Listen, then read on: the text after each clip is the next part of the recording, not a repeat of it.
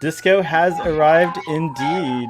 And so has the fire department. Yay. It's that kind of party. Welcome back. We are back on another exciting episode of Starfleet Boy, where we have a casual and informal conversation about Star Trek. Today, I'm joined by an insanely huge panel of guests. We have PJ, or our lovely Toddy. We have Marcelo. We have Braxton and Esri. We have Matt, also known as Disco. I almost said Dixo. Sorry. Disco Ricks. We have Paul and moi. Welcome, guys. Nice to see you. We're going to try something new with Star Trek Discovery Season 4. We're not going to do episode summaries the whole season. Because, Okay. yeah, look how happy Toddy is. Because we usually only have an hour, and like sometimes the summaries take like 5 seconds, and sometimes they take like 30 minutes, and so. Well, you've invited the whole Alpha Quadrant here today. Yeah, I did. This is like, this is actually like a starship. We have enough people. I feel like to run like a bridge. This is like a bridge crew, like a proper bridge crew. It's pretty cool. So we'll just get right into it. Star Trek Discovery's back. What did you guys think? Who wants to go first? I'll go first. I Yay. love the return of Michael Burnham. I have been thirsty for some Michael Burnham for like a year. I thought that this episode was really beautiful. I think that Discovery looks really good. I really enjoy the chemistry between Book and Michael Burnham. I thought that the butterflies were really cool. I really enjoyed seeing what's the girl with the short hair? She looked really cute. Adira. I love Who seeing is, Adira by the way, again. does not identify as a male or female, just FYI. Oh, I'm sorry. Yeah. But they looked really cute with like her little new boy haircut. And I was crushed that Quajon was destroyed. Yeah, it was terrible. It was a great moment in the episode, though. But this episode, I am really, really glad that Discovery is back, and it gets 2 thumbs up from me. Nice. Oh, you're already at the ratings? Like, wow, damn. All right, bye, Braxton. We'll see you later. Who else wants to tell us how they felt about Discovery? Is there a dissenter tonight? Like, did someone not like the... Oh, cool. Okay, yay. No, I mean, not yay, but you know what I mean. Like, that's good. Actually, like... I can't say... I jumped on that a little bit. I can't say I didn't like it. Because at the end, I did find myself, like, wanting to keep watching to see what happens. So I feel like that's the whole point of a good show, right? Like, it keeps you interactive and engaged.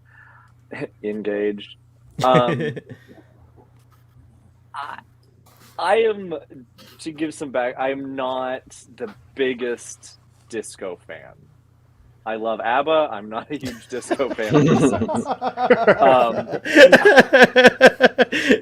Speaking of which, real quick sidebar, I just found out that ABBA released a silver record just recently, and that they're doing a performance in London with holograms in September, and I feel like I have to go, sometime around there. Yeah, like that is a good thing to use the hologram for. That's the true disco that I would like to be seeing. I thought high level, the beginning was a little rough for me. That whole initial thing with her and Book just seemed very... Maybe it was Star Trek Into Darkness. Yes. It was very I know what you're talking about. Yeah, like the whole chase. The running in the red planet. Why is there always a cliff? It seems... I think what I realized watching this episode was that one of my biggest problems with Disco is that no one on the crew seems like they 100% know what they're doing. It kind of feels like it's a lot of people that are fresh out of the academy that are trying to figure out how to run a ship and what to do. And it doesn't seem like there's that one person that's like, all right, they're the steady one. It just seems like they're all kind of banding together, which is that's a vibe. Great. But I think that's what's throwing it off, because in a lot of the other ones, you have, Janeway, which is a very stalwart leader, and Picard and everything. And, Crusher, who's a very intense, CMO. And so Disco just seems like it's getting there. But I also, my biggest gripe, and then I'll hand it Pass over the torch. is Yeah. right.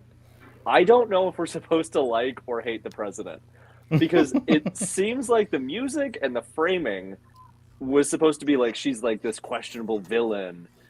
But like when she's talking to Michael at the end, I'm like, no, I fully agree. Like with everything she's saying, I was like, no, yeah, that's my feelings exactly. Like I don't think Michael should be leader of Starfleet, right? Like, Or like, so well, what was offered to her, which was pretty cool, was the well, not offered. Sorry, what was on the table was to be the captain of Voyager. Like, it's insane. That's like kind the of newest, yeah, like the experimental ship, and it's like, no, I don't think she's ready for that. Neither So, does President Rillick.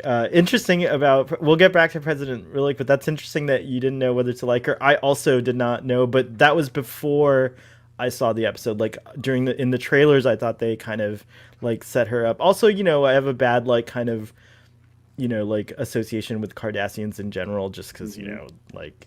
she played a very good Cardassian. You alone hate Cardassians. Yeah.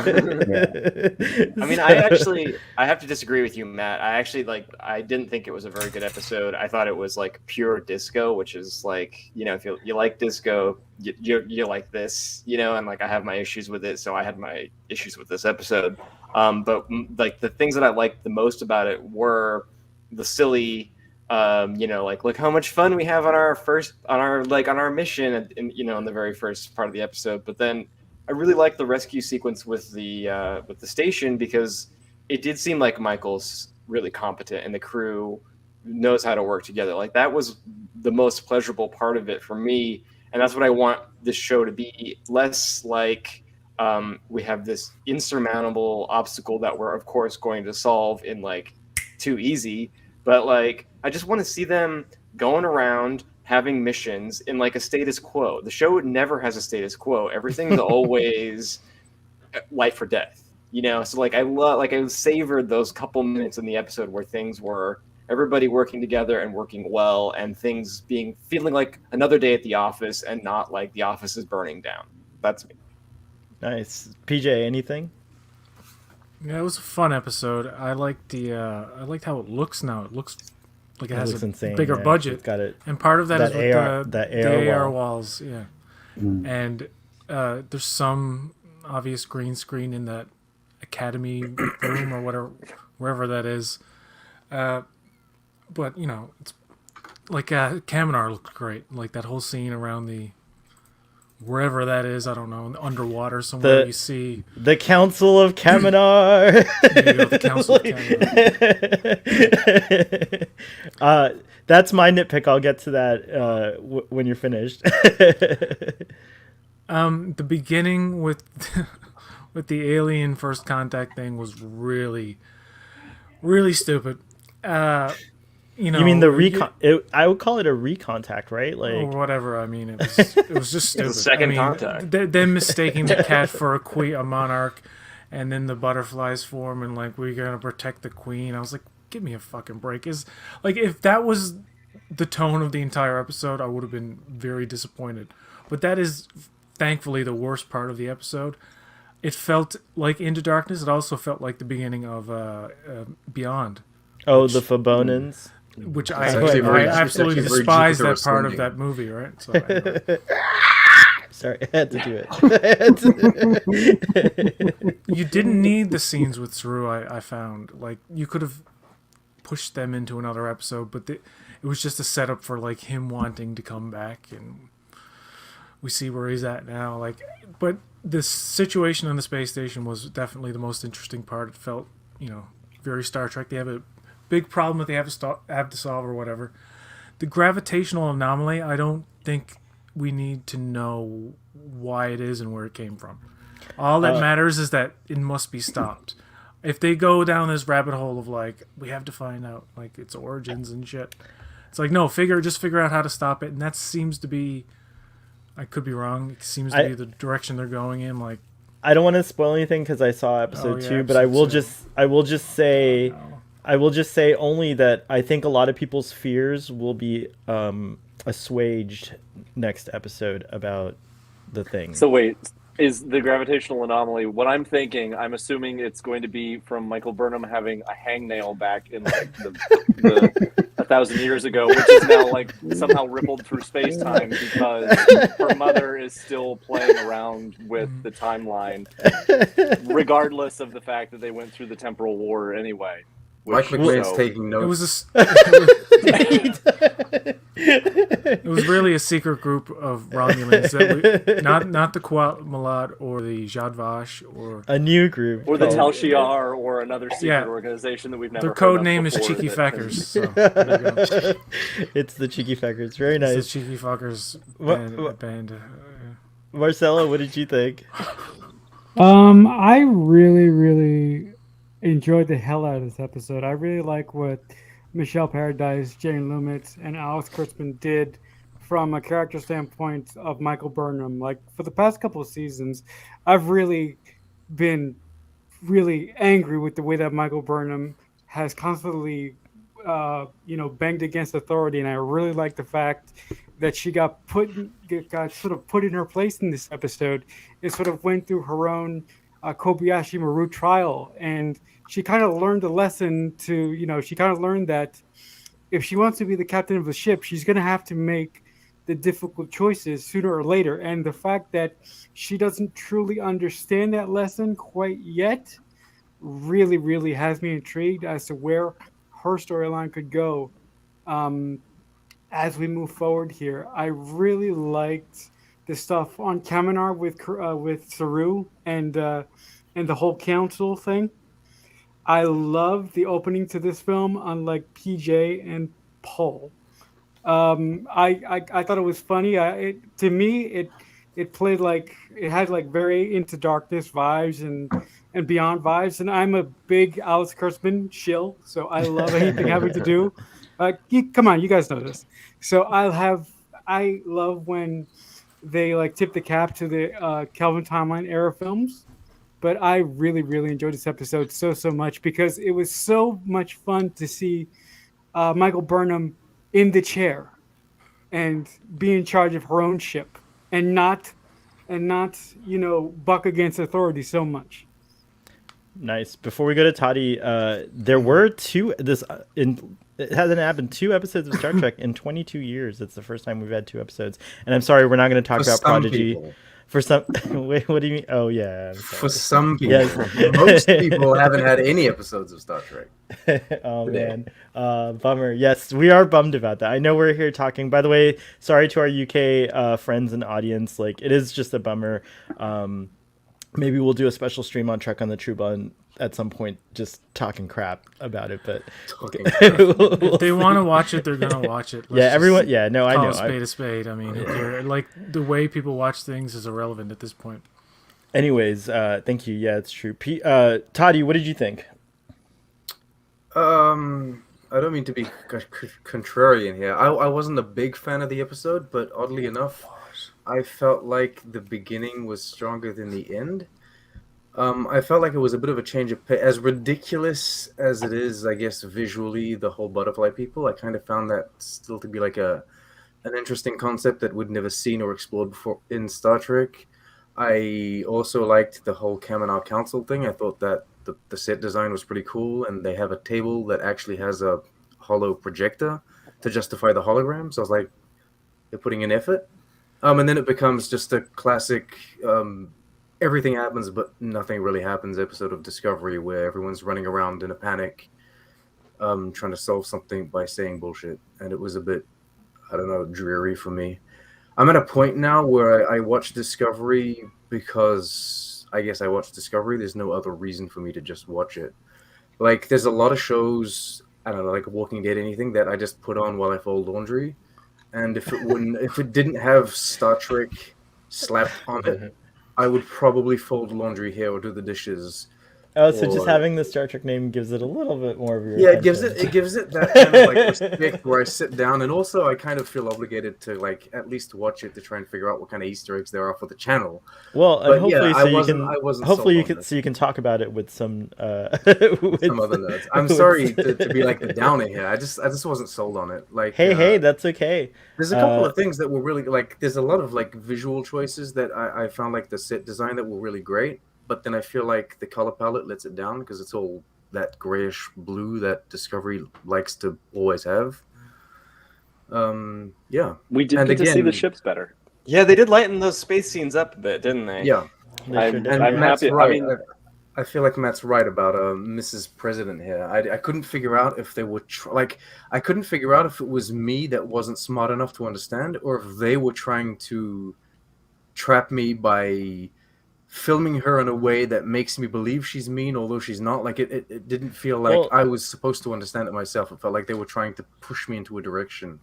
Well, I mean- She and Burnham are immediately antagonistic with each other, and so on the one hand, like I thought it was kind of clever that the episode's called Kobayashi Maru, and like you think it's like all these no-win scenarios, and then it turns out Koi-Jean's the ultimate Kobayashi Maru here, but also Burnham was being tested.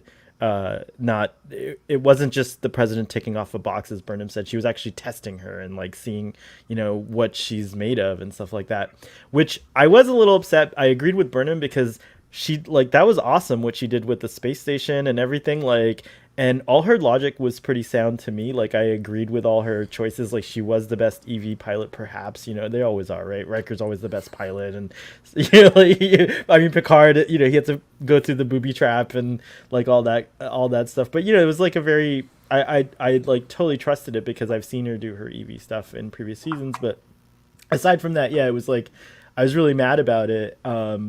But yeah, and then I ended up liking the president at the end because she did challenge Burnham in a good way. Like it was actually, like, and I like that it wasn't like, now that she's captain, like she has new challenges, but it feels right that she's captain. Like I think the struggle I've had with Discovery for the last 3 seasons is that I always was like, when are they just put Burnham in the chair? Like stop all this, like, dilly-dallying. She's the captain, like let's just do it, so we're finally getting that Captain Burnham. You got Pike along the road, so Yeah, that was very satisfying too, I have to admit. PE says the new president of the Federation is a total micromanaging boss. I don't know, we'll see. I don't think so. No.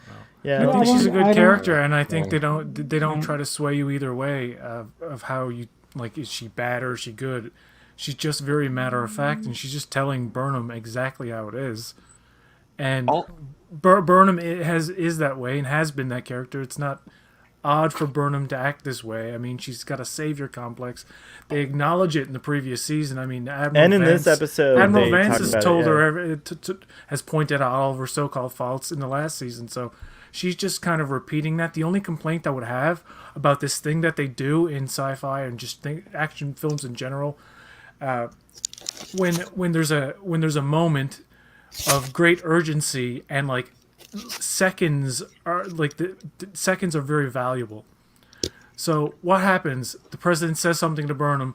Burnham stops and like there's like 15 and 20 seconds where they're having this moment, and it's like, Burnham, you should be you got to go Oh, yeah, get I in agree the with- go get in the worker bee. Like, why are you standing there? Why don't you just dismiss her? I think mean, you that's could have had why- the same dialogue with Burnham just being like blah blah blah blah and then gone.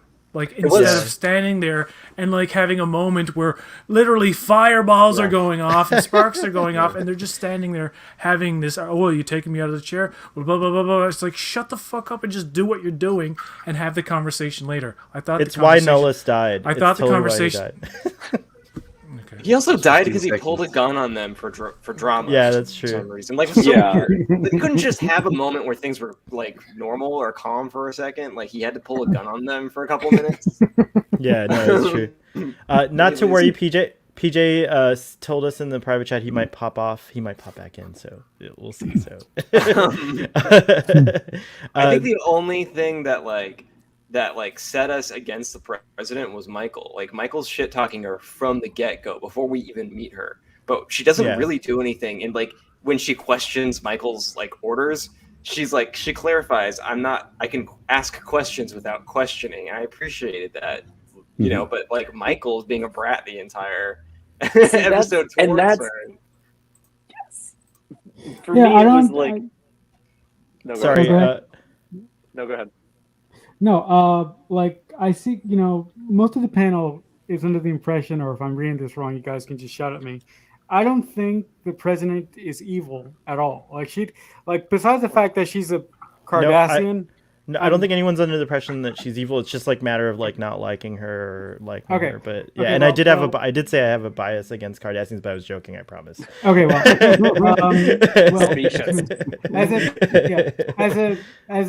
as a character for me, she didn't play off as, being this person that has ulterior motives towards Burnham, or she didn't come off as a person that is eventually going to turn against Burnham and the Federation. She just came off as a person that wanted to sort of guide Burnham in understanding that she can't save everyone, and that she's going to eventually have to make some hard choices, like I previously said in my earlier comments.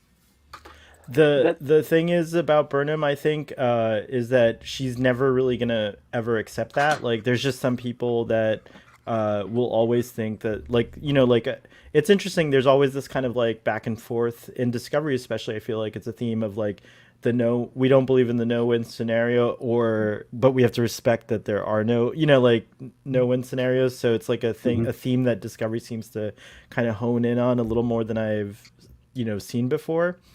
Or that at least that I can remember before. But yeah, it is interesting that they keep going into that. Great Elder here, which, by the way, I forgot to say your name, is pretty cool. The job of Federation president is not to be a pal, but yeah, I didn't want her to be my pal. She was right, though. And then I like this prediction. Saru will captain Voyager. Let's see if that happens at the end of the season. That's a pretty cool prediction. So you guys... going back to the butterfly people, they look like White Walkers to me. For a second, yeah, they did. Was that who was playing the lead guy? Like, could you? I feel like I recognize the main guy. He's so familiar, and I can't find his name anywhere or anything. And he sounds slightly like Doug Jones, but it's not Doug Jones. Like, but I don't know. It's like interesting. I couldn't figure it out. Maybe IMD's updated it. I found them very interesting visually. Like, I just even before the butterflies, I found like they were visually interesting, and then they became like butterfly, almost like angel, I guess, like in their appearance. I found that interesting. I would have liked. I mean, sending Burnham down for diplomatic missions is clearly an error. We've seen this multiple times. She needs to send someone that's actually, good at talking to people. I mean, she's very cowboy diplomat. Yeah, she like does cowboy diplomacy. No, she's like, fuck your faith. The truth is science. That's what she is. She's like, go away. Your opinion is invalid. I'm going to do this way. That's how she is. So she's not very good for diplomatic missions. It works for certain missions, granted. See, not this one. I think one of the biggest things with that diplomatic mission that set that set the whole scene back was, and this is just a pet peeve of mine, and I've told this to Paul, like, this isn't the internet of the 2000s. Can we drop the cat? Like, can we just be done? Like, oh, haha, Grudge is beautiful. She's a beautiful cat. It just seemed like, okay. I'll do you. I'll do you one better. How about let's kill the cat? So let's just get over with it. Just vaporize the cat, please. Enough with the cat. Or feed her to the people that wanted her. Like, it seems like there's this forced comedy with the cat, and they're like, oh, she's a queen. Like, it just didn't resonate like Starfleet officer on a diplomatic mission. It seemed like, hey, remember there's a cat on the ship?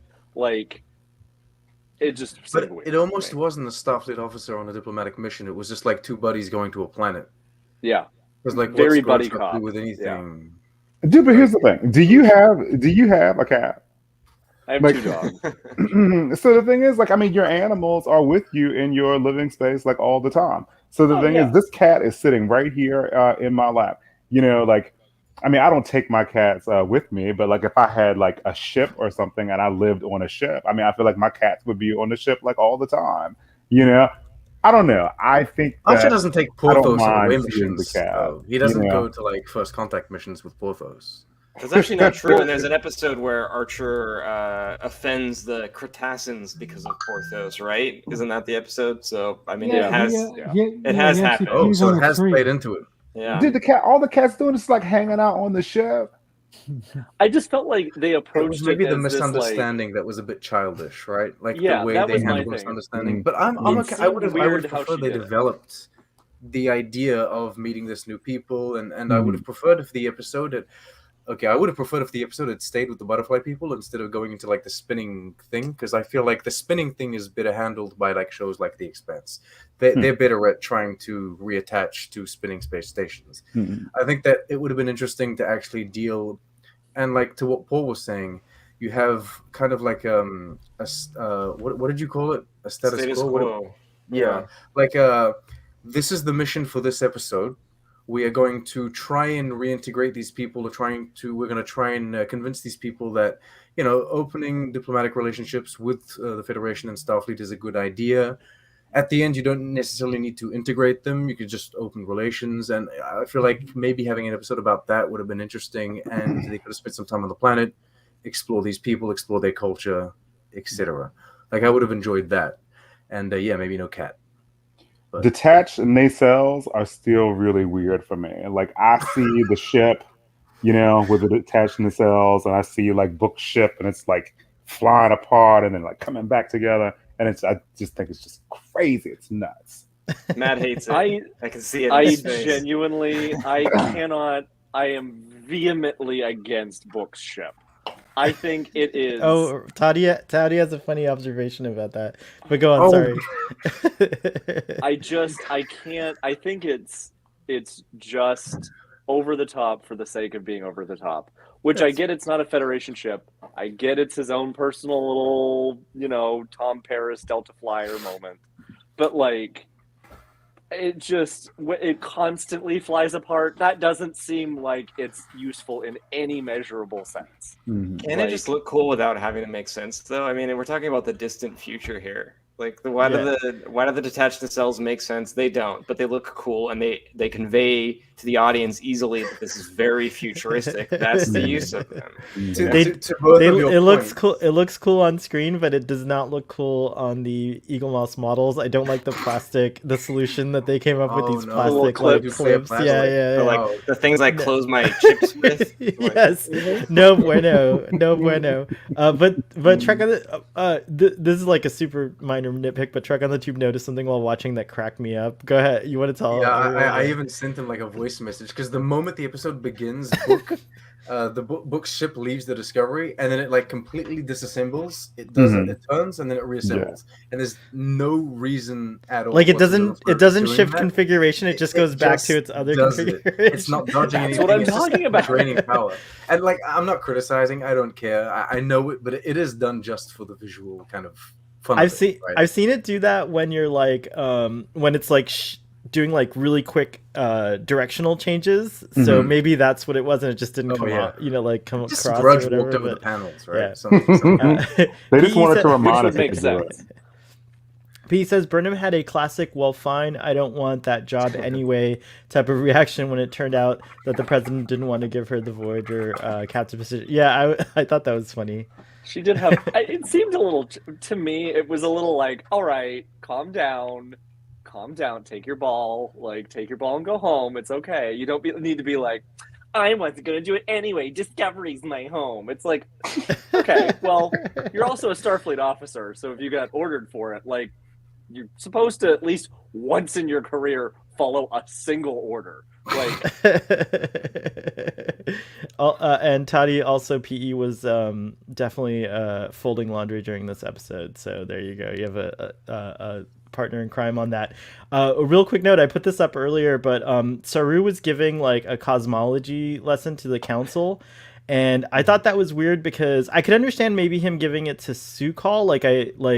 I could get that, but like, why wouldn't this count? I mean, like, they're in it. When we saw Kaminar like last season, it was like an advanced spacefaring like looking type place, and Well, in fact, like, they even have ships, right? Like the Baul do too, and they know. Mm-hmm. So I don't understand what the point of that scene was, other than it looked really pretty. And then I also disagreed that, like, he's talking about, like, you know, he was talking about, like, the solar system and then the galaxy, and then beyond that is space. But space is actually in those, like, space is everywhere. So I don't know. It was just, that's like a nitpick, but I thought it might have been better if he was just explaining this, like, to Sukal in the later scene. And I actually love that later scene with Sukal. I thought that was, like, one of the great moments where he's just like, listen, I'm good. I feel loved. I'm happy. Like, you can leave. So that was pretty cool. I'll be okay. Mm-hmm. He was just trying to make a point. What's that? Yeah, I think he was. Yeah, It wasn't being I just very. Yeah, it wasn't like a serious lesson. It was just an eloquent way to articulate his point. Was how I read that. But- Okay. Doug or Jones. fluoride, makes I it- guess. Yeah. Doug Jones I think makes he it was just saying, theatrical. like, just because the Kelpians are very, like, close knit to their planet, he's also saying, well, we shouldn't just be close knit to the planet. We should also be close knit to everyone else, because while we might be part of the planet is also part of this bigger thing. Right. So And our faith then extends into the cosmos, and we should be loving to the Federation and all that. And I think that makes sense, because I think, like, one of the Baul council members was saying something like, there's still all this risk, and they were kind of afraid. So, okay, that makes a little bit more sense, I think. What did you guys think of Starfleet Academy class of 3189? And we have a date for small. Trek on the Tube. Yeah, it was very small. We have a date for Trek on the Tube's map for his, like, timeline. Yeah, I was waiting on That's that. cool. Yeah, it's cool. I told Trek Central I'm waiting on Discovery to come out before I start updating things, because I want to be sure about the dates. But they might still do, like, a time jump or a time lapse or some sort of shenanigan. It's Discovery. Anything can happen. That was a cool. I mean, it was a cool scene. I mean, I like the design of Starfleet Academy. I don't know if that was a green screen or the AR wall, but I like the design of the physical room. And I like the fact that Burnham sort of, like, introduced the president. And by the way, I love the new dress uniforms for the captains. Those things. I mean, it took me like 20 minutes to get used to them, because at first, for like the first 10 minutes of the show, I was complaining about the dress uniforms. But as the episode went on, I'm like, I convinced myself to actually like the uniform, to actually like the dress uniforms, the new dress uniforms. So, yeah. But I thought that whole thing with Starfleet Academy being open, and Michael giving that speech and introducing the president was just great. So, and of course, oh, go ahead. Sorry. I have to, like, the one interesting thing, because they posted that, like, behind the scenes photo that they used, like, the AR wall for that scene, and I think it was Star Trek, like, the Instagram. And I remember looking at that, and you could obviously see that it wasn't finished, like, it was somebody had just taken on their iPhone. And I was thinking, like, oh, like, this is really cool. Like, they have this small group of people that I'm sure they're going to, like, copy and paste and make it look much bigger and everything. And then so when I'm watching the show, I'm like, oh no, there's only, like, 35 cadets, like, that are going to be the new entire class of, like, it just, and I mean, that was probably to underscore how very, there's only 59 planets in the Federation right now. But, like, even with only 59 planets, like, there's still billions of people on those planets. So it seemed weird to have, like, 24 people as the intro class for the first time after 150 years. It's like, oh. Yeah, and also, if that's The the case, the others are having classes by Zoom. Well, I was gonna say that actually explains a question I had, which is, I was gonna say, well, then does everyone else in Starfleet have to go through the academy if it hasn't been around for 150 years? Because, like, we have ships, like, there's the Voyager, there's, like, the Nog, there's, like, all these ships, like, none of those captains went through the academy or, like, had academy type training. It's very interesting. So I hope, again, a nitpick, but maybe we'll get an explanation behind that. I'm sure, like, these are people that want to go through, like, Starfleet, but I'm sure Starfleet, the academy, but I'm sure Starfleet is just hiring people that are talented. Like, they're hiring people and having them be part of Starfleet and integrating them in Starfleet without having them go through, like, the academy. If you're already an established engineer, in this future, you don't need to go through the academy, I would assume. I have a question. Trial by fire. Go ahead, Paul. Is it okay? So it's 3289. What was the date again? No, 3189. So the 32nd same year as, century. last season. So it's the class of 3189, or is it? So were they graduating at the opening of Starfleet Academy, or Oh, are you know, they I don't. new recruits to the academy who will graduate in 4 years and 3189? Oh, it's a really good It's question. a I good don't question. know. Yeah. That's a really good Well, because question. The Tilly last even season says wasn't 3189, so maybe they phrased it wrong. But last season was already 3189, because episode 1 is 3188 when Burnham arrives, and then she waits 1 year for So the then- Discovery to arrive. So then that indicates that Starfleet Academy operates in some way, but it's just not open as like a place that everyone goes to, right? It's like COVID. I think like we're you giving said. them- Everybody's doing classes on screens or I whatnot. agree with you you, know? Matt. I hate to be that guy right now with a bucket of ice. I think we're giving them way too much credit for thinking through I like agree. when They stuff just is said, happening. We're in going to put a couple Discovery. students and say it's 3189. Guys, Yeah. guys, Yeah. guess what? Guess what? The dates What? don't matter. Sorry. They matter. Sorry. It's like Toddy the has a star date. Toddy has a They matter graphic. He to needs Matt. to. They matter to Sorry, Toddy sorry, as sorry. they do a graphic. So I like the moment where the president talks about like how now we can get back to scientific exploration, even though we can't because now we have a new crazy threat happening. No, but I mean in general, I like that moment, and I do like that they give Stamets a moment during that speech, during that part of the speech, because he's been saying it since season 1. Like, I signed up to Starfleet to be a scientist and an explorer, and it's been nothing but like chaos and war and stuff like that. So that was a nice note. So to Paul's point earlier, I do hope this season is filled with lots of like exploration stuff. I have a theory that will. My theory before the show, I don't know if it's going to happen, but I don't think this like anomaly is going to last the whole season. Well, you have an episode over us, don't you? Yeah, but You've I don't seen know. it. I'm not saying this is something like, I don't know. Oh, okay.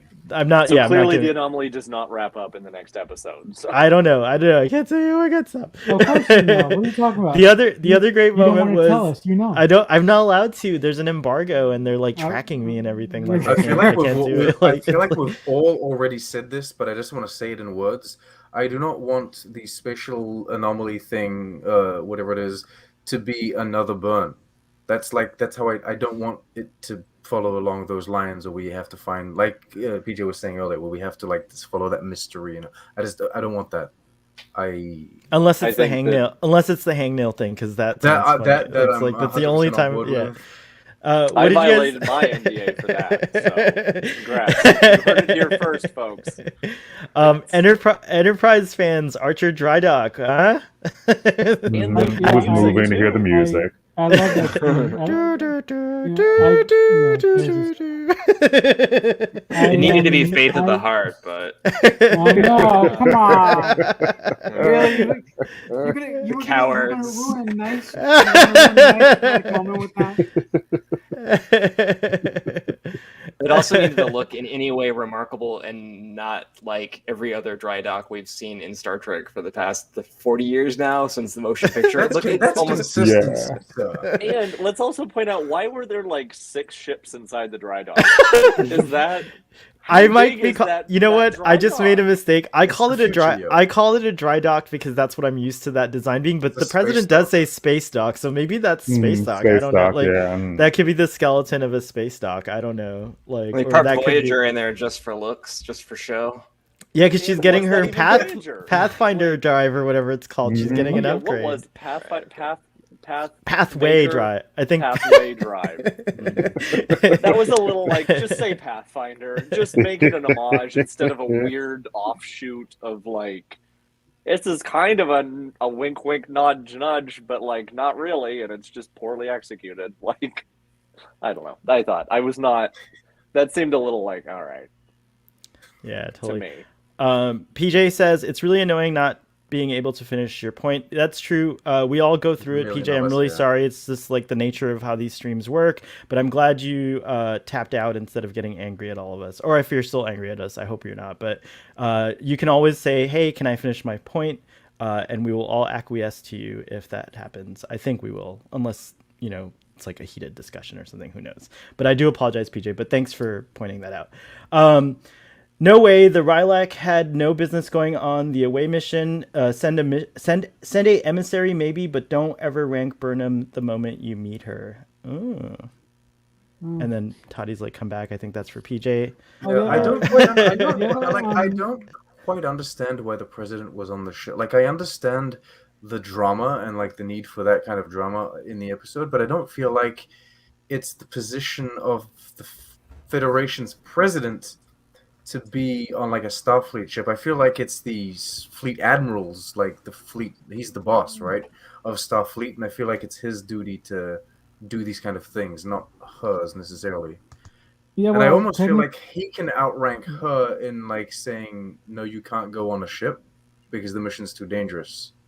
Maybe, maybe not. But he didn't. I think he knew what she was trying to do, and that's why he allowed her to do it. Because he knew that like there's this huge new project that they need the right captain for, and she was the only one that would be able to finally make that say. Which also seems kind of weird because like that is like, to your point, it should be a fleet admiral that says this is the captain we want, and the president would just say, "All right, cool." Like, I don't need to know every single one in the Yeah, fleet. she has other duties. Like, he's taking care of Starfleet. She's signing, other documents and doing the, I don't know, integrating Yeah. new species, new worlds into the Federation, that kind of stuff. I feel like, but Jill said he was a distributing micromanager. resources. Mm-hmm. Yeah, maybe she wants to captain every ship. But it's also the ship that has this new drive. Like it has like this thing that only like one ship has, and they've like devoted all these resources to it. They also referenced a next generation spore drive. Welcome back, PJ. Yeah. So the next generation spore drive is going to be like a spore drive that doesn't damage the mycelium network and kill We've gotten beings. past that. Oh, okay. Collateral damage. We've moved beyond that. Remember what Ransom did to those other aliens? It's kind of like that, only we just don't talk about it. Okay. All right. One thing Maybe that they're really the cause of the new burn. Sorry, Braxton. Oh no, it's okay. One thing I true, thought about tonight was the hair. So I thought that Woshikun's like new hairstyle was so beautiful. Her braids were so beautiful. And then Michael Burnham, when like the glass blew out of that little ship, and like her hair was like flying around. I was like, wow, that's amazing. Like, why in Star Trek have we never seen a barber or a stylist? I feel like every ship has to have one. We do. You're we see forgetting Mr. Mott. Mr. Mott, yeah. He has an entire Mr. Mott, the barber, Next Generation. on TNG, the blue guy. The Bolian. The Do you not Bolian remember? barber. Dude, God damn it, Braxton. He's even got like a franchise at this point because, like, on Free Cloud, he's got like a barber's store and everything. PJ, He's always hairstyling Picard. That's the problem, right? Okay. So, there's no PJ, braids involved. if you'll indulge us and the Great Elder, wait, where was it? Oh, the Great Elder wants you to finish your point from before, and again, I apologize for that, but it happens From so 35 minutes ago, I have no yeah, idea exactly. Okay, what fine. I was talking about 35 minutes ago. I just had to go and get really high. Oh, good. Okay, Fair. well, we Yeah. could be our higher Yeah. selves, like Book. Mhm. It's good. Well, can I remind you, Discoveries are PJ, it's shroom related anyway. PJ, you were saying that you didn't appreciate that Burnham takes a moment while her bridge is No, I exploding don't to have like a I don't like the conversation staging. I don't like the staging of these scenes where there's great urgency and seconds are at stake, and then you have a 30-second conversation between two characters. It all could have been written the same way. I'm just saying, Burnham just should have been like, "Okay, shut up," okay, enough. Like, it's just too much time being wasted with this petty argument between the two, which could have happened, but it could have been a little bit more quicker than it did. I don't know. I'm not a writer. I know it's weird for me to criticize how scenes are staged and written, but that just felt out of place, and it's annoying. It happened in the episode in season 2, I believe, where they get Culber back and they go into the mycelium yeah. universe or whatever. There's at the climax of that, there's way too much of that bullshit going on. So that's what it reminded me of. It's just a little stupid thing, but overall, I like the president. I think she's like Vance. They kind of need to have characters that call Burnham out on her irresponsibility, and it's a thing about Star Trek captains that they're a little nuts. Like they're always like, she reminds me of Kirk almost in a way, where she's like, oh, I'm just gonna save everybody, and she's pointing out, it's like, but if you keep trying to do that, you're going to end up killing everyone. And I love the end of the episode where Book's planet is gone. I forget the name. Quajon. Because Quajon. earlier in the episode, there's this whole thing with the kid and the ceremony. I was like, what the fuck is this doing here? Like, I didn't understand it, and I didn't have the mind to think that it might have something to do with the end. But when you see the planet gone, you think of that little kid and his brother, I guess, right away, and you're just like, oh shit. Mm-hmm. And it actually is an effective emotional gut punch. So It was I thought really that part good. of it was It was great. a gut punch. I'll just say, when I saw it for the first time, this was me. I was like, "Oh no, what's Yeah. happening?" I was like, because Yeah, they it's didn't not even good. show it till the end. Like, everyone's reaction first, and then they show the planet on fire, and just like, Mhm. Was that what you said? crazy You stuff. cried? Yes, I was a Oh, wreck. I was a that's total good. wreck. If we think about it, though, though. and Paul pointed this out to me earlier, today's the anniversary of Generations. And what happens in Star Trek Generations? Picard's brother and nephew are burned to death in the fire. Oh my Wow. god! I mean, it was very fitting that his brother and nephew burned to death. He burned to in... death so hard that, Yeah. that they changed the actor for the photograph. Oh man, I didn't even put that together. That's really good, Disco Man. It Good always did. job. That always bothered Yeah. me so much. I was like, just pull Yeah. a still. The kid actor had to have a headshot somewhere. Like, It's just Because they had to use have that. him show up later in the movie and deliver lines, if you recall, and he'd grown out of the role. But was I the only one who was, or maybe because I was stoned when I watched the episode the first time anyway, I was hoping that it was like the Nexus coming back. Me like, too. with I a was actually vengeance hoping or that something, too. you know. Yeah, it's like- They really need to give us that kind of fan service. I would love if we find out that that's what it is, and like all of a sudden we realize that Burnham's been in her own timeline because of accidentally going through the Nexus at some point, and that's like this is That some would be weird so sub good. She's living her own reality. She's living like her own thing in the which Nexus. explains This is- why she's the main character and the savior. she's of always the center of everything, because attention. She is She's the the same. one. She loves it. Also, I have to say, seeing and I completely have lost his name. Patrick Stamets. Kwok Chon in the Oh. center. Oh, Reese. Reese. Reese. No, Reese, Brian. yeah. Oh yeah, Jen Reese. Yeah. Yeah, Jen Reese. Fantastic. It gave me like Harry Kim vibes of like this underling that finally gets to take over when all of the other crew is gone, except he gets a promotion. So that's We got a one new guy too, differentiation. Lieutenant Christopher, I think, or something like that, or Ensign Christopher. Wait a minute. It's funny because the new guys get more lines than the guys who've been there for 4 years. It's just funny. I don't know. I mean, Reese got the nod in that scene. Like they gave him that. He was did a consulting pan. on the curry. It's true. They focus more on Kayla and I wish we can. And I like those two. I mean, I would love just a story about them.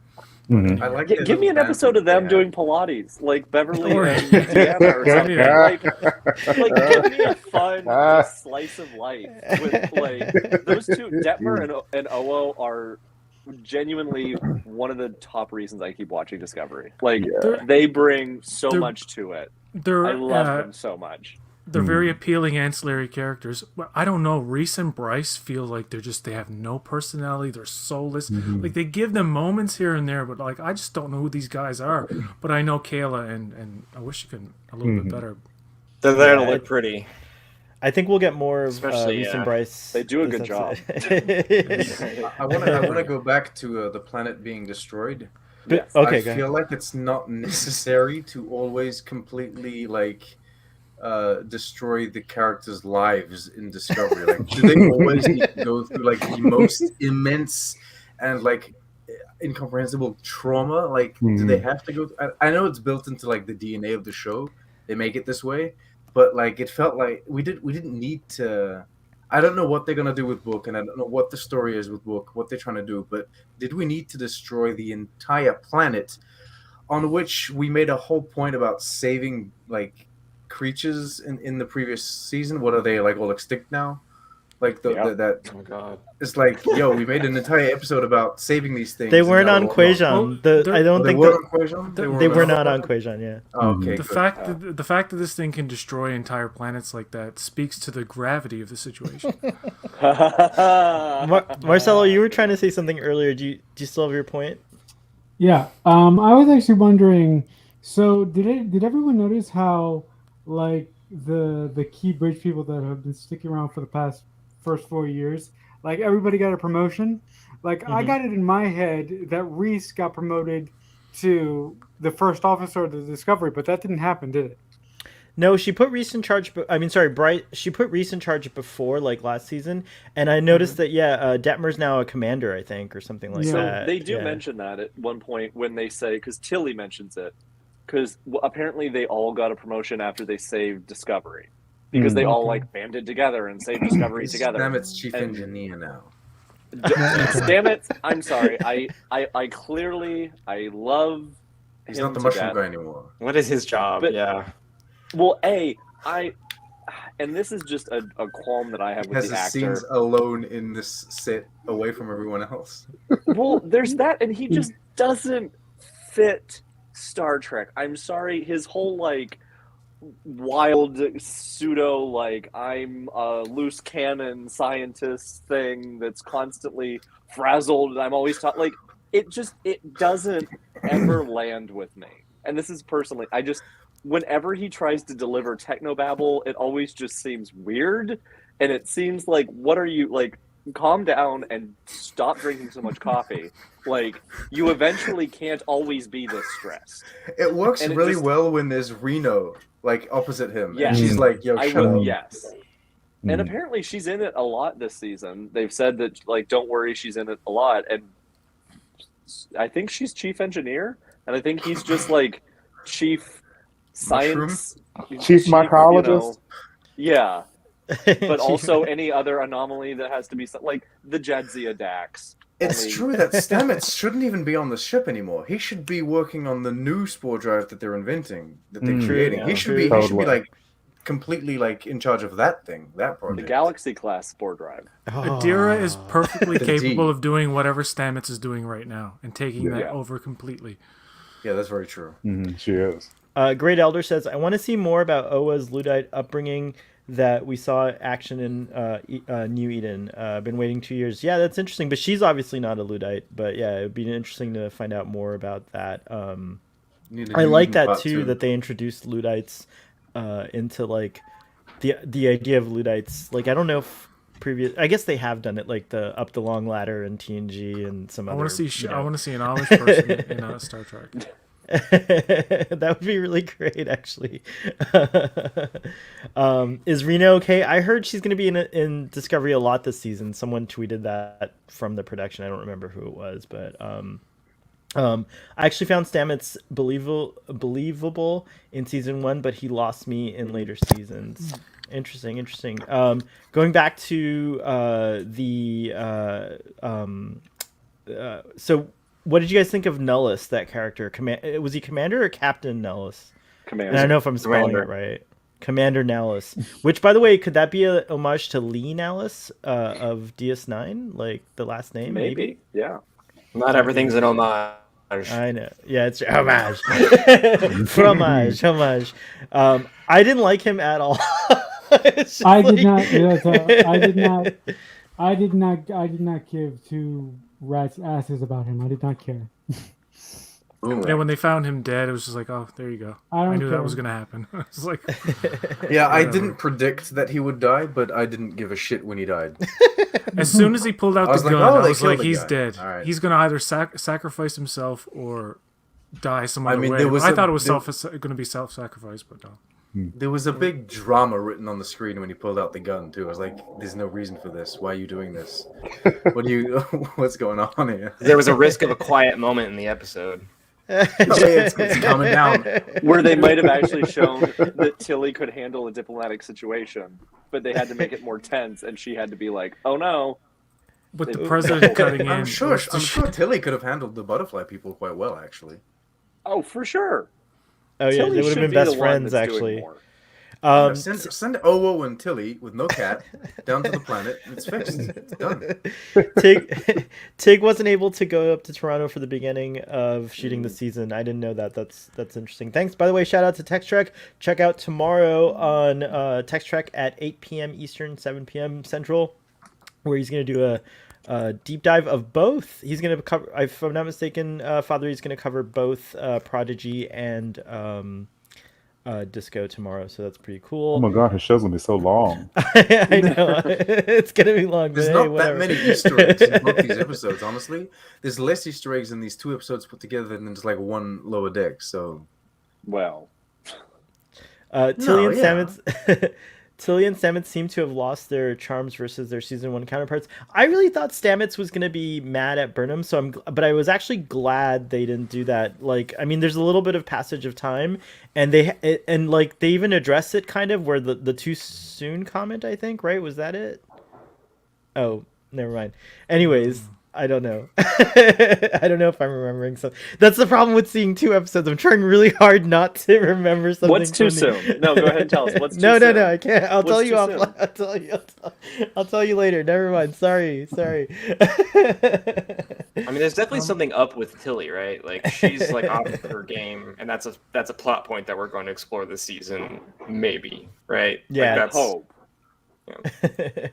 And then she has, yeah. Yeah, and then Stamets is just now he's his husband. That's all that character is anymore. So. Very cool. And so let's. That's about how Tilly is right now. Okay. She's like, okay. She's like, all right, By the way, they all look good in the new uniforms. I didn't think I would like the new uniforms, but I kind of like them. I've never been a fan of the asymmetrical kind of vibe, but I'm getting used to it, which is pretty cool. They're a little Battlestar Galactica for me, but oh yeah, they totally do look like that.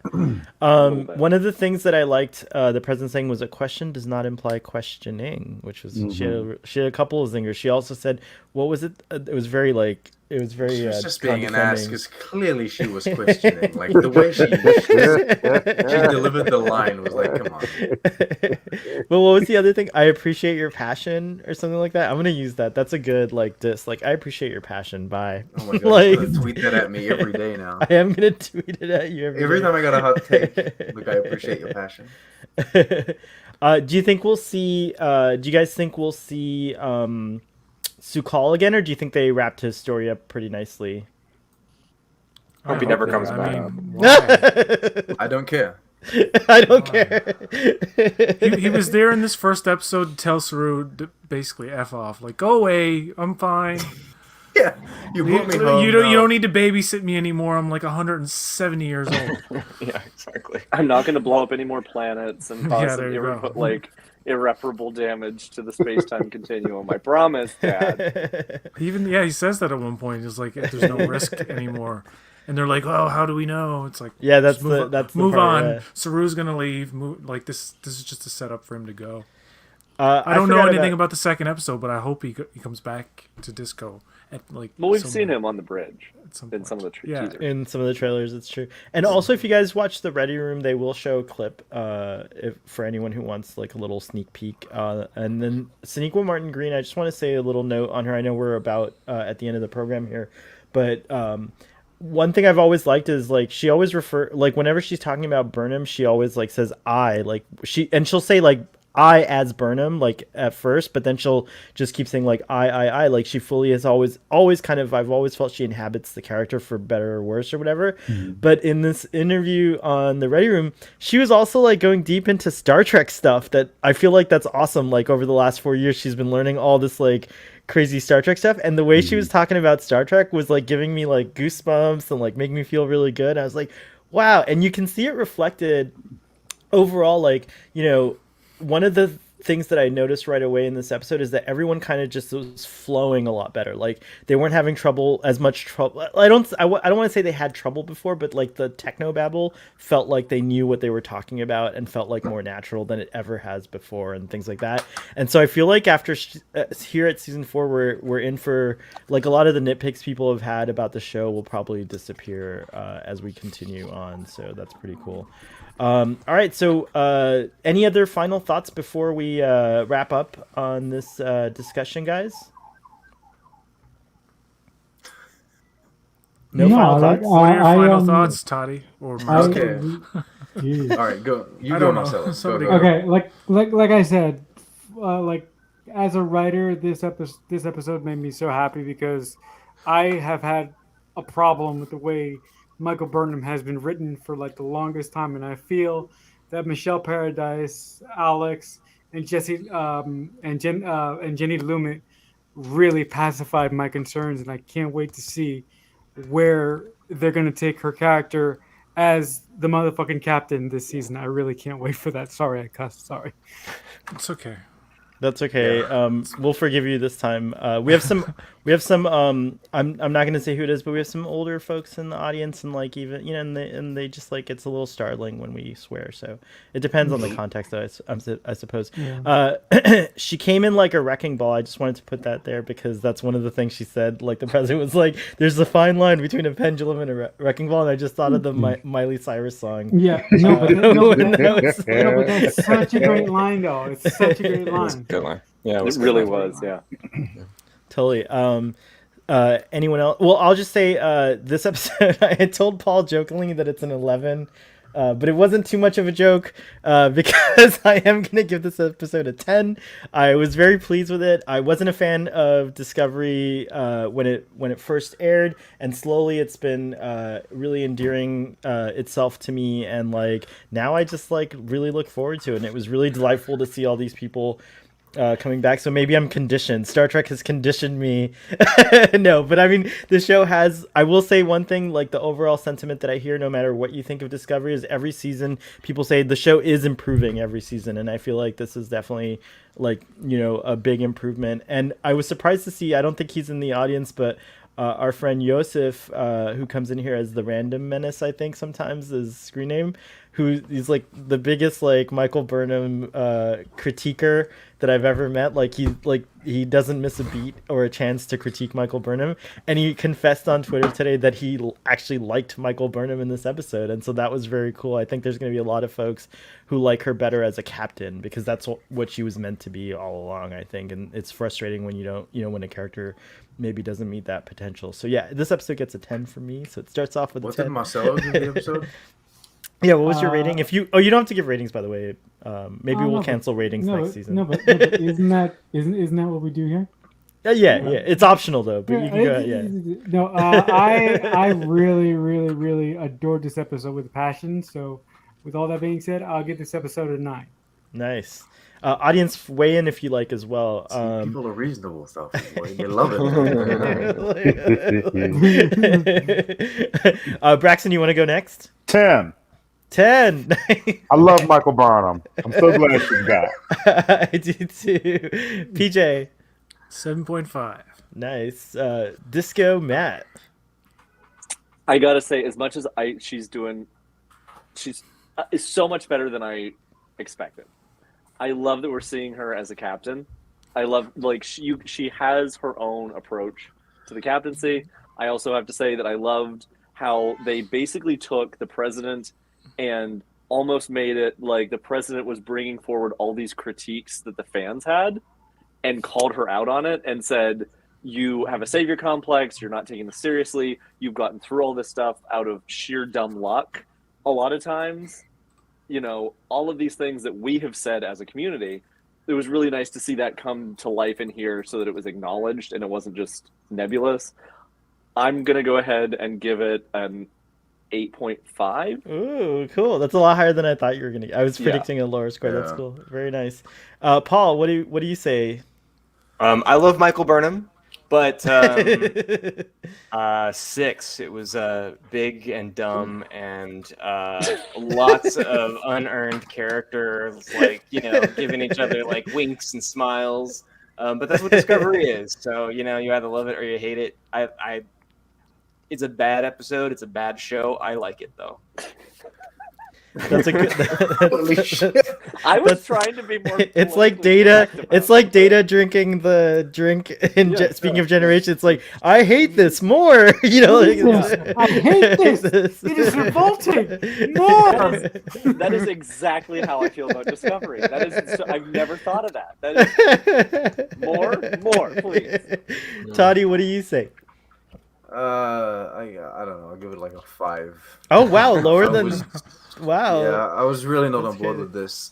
This kind of episode is exactly what Discovery is, and that annoys me even more because it kind of exemplifies what I don't like about Discovery. And you know what frustrates me? Really, it can do way better than this. Discovery has put out episodes that are really, really, really solid, in every respect, and this is just kind of like, eh. So yeah. Toddy Interesting. hates Star Trek. I like that we're Toddy hates Star. Toddy's a hater account. No, I'm just kidding. I like that we're all over the place on this one. This is cool. I don't usually there's like some kind of I think consensus. So it'll be interesting to see where we go from here. Everyone, go check out these wonderful folks that joined me. By the way, thank you guys. This is awesome. Like, this is a huge panel. You guys really showed up, and that was really awesome. So thank you for your time. Thank you, audience, as well, for your time. I hope you enjoyed this discussion. I'm sorry we can get to everything. There's always a limited time, but I kind of like that. I like that we're always racing against the clock with Toddy. It's always Race against time. Race against time. Just like Michael Burnham. Just like Michael Burnham. Always racing against some insurmountable odd like time. Are you on a Like chase my, scene like my right now? child. You can find Paul on Twitter as Paul Sutherland. And have you got anything to promote this week, Paul? Anything that you want to point the audience to? No. Cool. All right. His selfies. Just go his like his selfies. It's still an average, He has a of fan 8, club Mr. now. Starfleet Boy. If you want to be What? really sure. What? The average is 8. You I just you calculated yeah. it? Oh, great. Yeah, it's still an 8 for average because you like doing the averages, so that's still pretty friggin' high for the show. Dang, Toddy gave this a 5, and Great Elder's like too generous, Toddy. Wow. It's like, dang. So go check out Disco Matt on Twitter at Juzel_Ricks. Check out Braxton at Leviathan. I always forget the number. of 026. 026. How am I gonna remember it? I gotta figure out a way. You changed like 47. No, I'm just teasing. I love your handle. Don't change it at all. So go check out Braxton there. PJ can be found at Boatwreck on YouTube. Yeah, and tomorrow. Did we decide PJ's tomorrow? You can do it because I was going to talk about Ghostbusters Afterlife. Now I don't care to talk about it ever. Okay. So tomorrow we're doing a Spider-Man trailer spectacular on Starfleet Boy After Dark. What happened to it, though? Yes, there's a lot Sorry, to talk about. But anyways, and then we're also going to talk about all the things. So anything you It's a guys want to. Spider-Man So spectacular. it's a Spider-Man spectacular on Starfleet Boy After Dark. You can check out also Deep Space Nine discussions with PJ on Saturdays at 8 p.m. Eastern Standard Time. 9 Deep p.m. Space Eastern 9. Deep Space 9 p.m. Eastern Standard Time. And I think the next episode is... Oh... Duet, All right. isn't it? I can't Duet, remember. yes, I think it's Duet. You do can check it. Did I do You that can one? Was check... that one? I think so. Keep I don't track, think I did shouldn't that one. You can find Marcelo at the Red Wall on you. No, the Red Balloon. You want me to hear it Balloon now? Head. What am I Hear it thinking? now? I'm mixing all your podcasts up. Okay. It's the Red Wall podcast. It's Balloon Head Productions on YouTube, and it's Radio 40. Ooh, all right. Okay, I'm gonna save you right now. Thank you. Okay, so guys, if you want to check out everything that I do, you can just find me on Twitter. That's like the hub for everything I do. I have links to my YouTube channel, both of my podcasts, and pretty much everything. I'm at Twitter. I'm at CreekFanatic88. So there. Nice. And Toddy, what's going on your channel? What did you release this week? I saw something pop in there. I released a TOS review and my Prodigy review for like last week's episode, but I released the Galileo 7 review. Oh, I didn't see thi- that. Okay. And this week I will be releasing the Prodigy and the Discovery review. And yeah, that's it. Okay, cool. I almost interrupted you. I'm sorry. I was gonna say I've I got watched- excited because I've I'm watched watching 4 Foundation. episodes. I've seen 4 episodes. Of it. It's very good, but it's very long, and I have to wait till baby falls asleep to watch it. And you know, yeah, Indeed, and then indeed. By that time, I'm tired. But anyway. All right. Well, live long and prosper, everybody, and we will see you next time. Oh, and the episode PJ's doing is Dramatis Persona. So there we go. Live long and prosper.